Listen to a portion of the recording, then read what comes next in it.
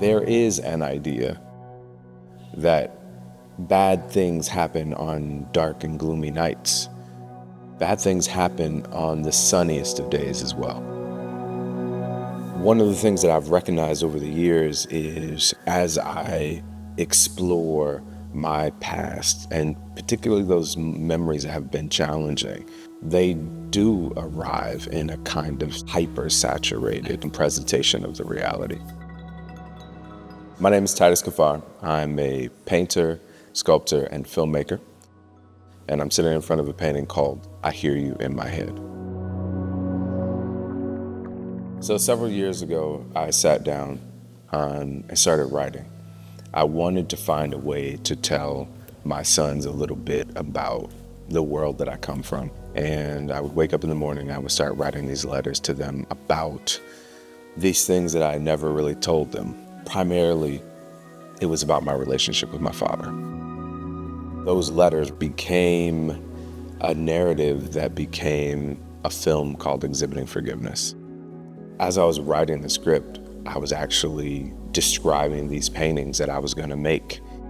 I shouldn't even call it a script because initially it really wasn't a script. It was this kind of form, this writing, these letters. I was thinking about these paintings. So I would write in the morning and then I would go to the studio after dropping the kids off at school and I would make these paintings based on these memories that were coming back to me from my childhood. And there were about 15 paintings that I made total for the film. And this one in particular, it's kind of about a specific moment I had with my father that he and I see very differently. For my father, this moment represents the proudest moment of his parenting. For my father, this is the moment where he taught me that I could go beyond my physical weakness to achieve the things that I wanted to achieve.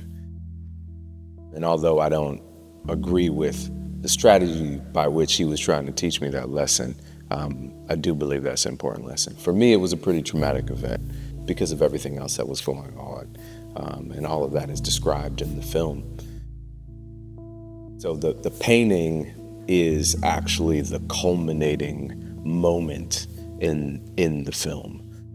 We have our main character, who's based on me, obviously, but is different, just different enough. He wakes up in his studio and he sees this painting sitting in front of him, whole. He's about to leave the studio and go get some breakfast or something, but right as he touches the door, the muses come back and say, hold up, there's something more for you. So he turns around, he looks at the painting, and as he's looking at the painting, it all comes to him. And so he literally excises the child from that moment. Our main character, Terrell, is going back to that moment of trauma and rescuing his childhood self from that moment of trauma so he doesn't have to replay it again and again and again and again. Until he reconciles his past, this childhood version of himself is going to be forced to push these paintings in and out of his consciousness. Terrell rests this childhood version of himself on that chair, basically implying that this healed, rescued childhood, whole self will be the guide of his artistic future. The film is really for the women in my family.